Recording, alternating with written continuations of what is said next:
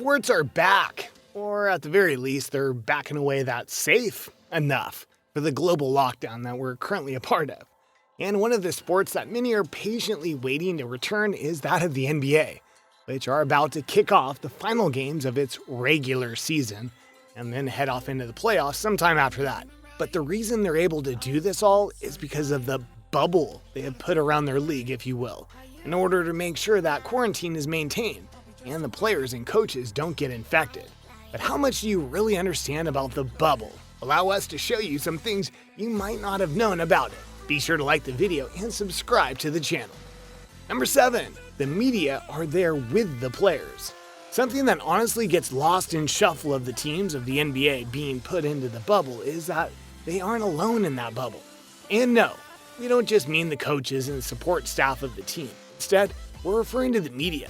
Specifically the sports media that are going to be reporting on the games and have already been reporting stories to stations like ESPN in order to keep the news flowing as the games start to play out.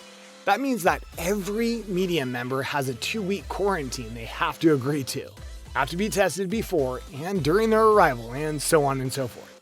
Think about that. Usually in a 2-week period, they're reporting all over the place and chasing down stories. But here in the bubble, they are as much a part of the story as the players are.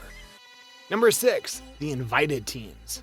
Now, another thing that needs to be noted is the simple fact that not every NBA team is in the bubble.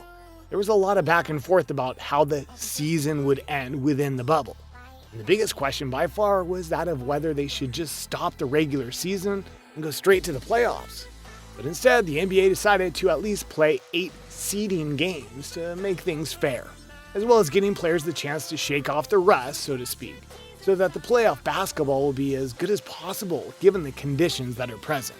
So here's a list of all the teams that are confined to the bubble. Western Conference: Los Angeles Lakers, Los Angeles Clippers, Denver Nuggets, Utah Jazz, Oklahoma City Thunder, Houston Rockets, Dallas Mavericks, Memphis Grizzlies, Portland Trail Blazers, New Orleans Pelicans, Sacramento Kings, San Antonio Spurs, Phoenix Suns. Eastern Conference: Milwaukee Bucks, Toronto Raptors, Boston Celtics, Miami Heat, Indiana Pacers, Philadelphia 76ers, Brooklyn Nets, Orlando Magic, Washington Wizards. If you're curious as to why more Western Conference teams are allowed than Eastern, because of the current standings and the likelihood of things getting swapped. Or at least that is what they're telling you. Number 5, other agenda. There are many questions surrounding why the heads of the NBA were so adamant about doing the seeding games, as well as the teams that would be allowed into the bubble. Many people, including sports writers, feel that the NBA is trying to pull a fast one, see if they can get as much star power into the playoffs as possible via the seeding games. Specifically, Zion Williamson, who was touted as the next big thing, before he played a minute in the NBA. While he didn't start when the season began because of an injury, when he did arrive, it was a big deal, and the NBA obviously wants to make bank off of him as possible. Right now, his team and the New Orleans Pelicans aren't in the playoffs, but with the seeding games, it's possible he could make the number 8 slot, which obviously would make the higher-ups very happy. Number 4, the second bubble. While much of what the bubble isn't what you would expect, the potential other agendas goes even farther. Because while it was eventually shut down, there was about a week or 2 period where the NBA seemed to want to bring in another bubble, this time in Chicago, and for the other teams that didn't make the Orlando bubble. You might be thinking, well, what would be the point of that?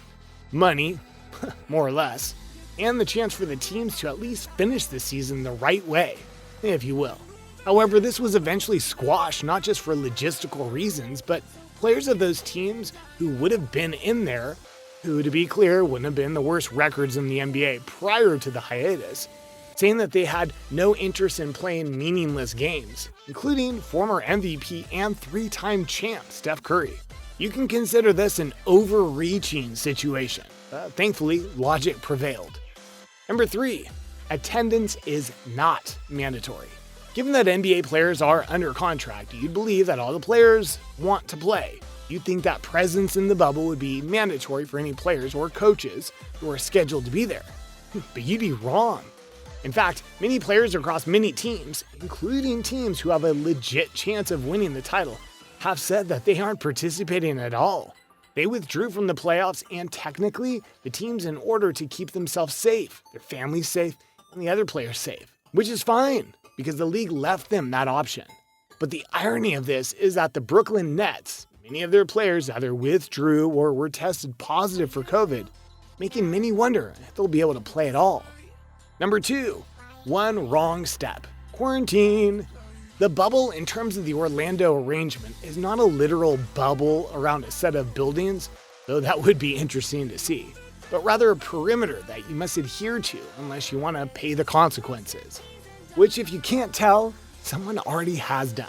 A player wanted a different kind of food than the one offered in the hotel, and so he stepped outside the bubble, and so he had to wait 2 weeks before getting approved to play for his team. All because he wanted some other kind of food. This is the strict rules and guidelines that are needed to make this bubble work and keep people safe. Number 1, not the only sports bubble. The NBA sports bubble has been getting a lot of attention because of its unique nature and how it's trying to keep the season alive. But what a lot of people don't know or forget is that it's not the only sports league in America to have a bubble. The other one to do it? The NHL. And in fact, they recently started playing exhibitions and are doing just fine. In contrast, the MLB doesn't have a bubble, and 2 of their teams are now heavily infected with COVID, putting the rest of the season in doubt. And there you go, everyone, a look at the NBA bubble and what really goes on inside of it and outside of it. Were you surprised by some of these facts? Which one do you find the most interesting? Let us know in the comments below. Be sure to subscribe, and I'll see you next time on the channel.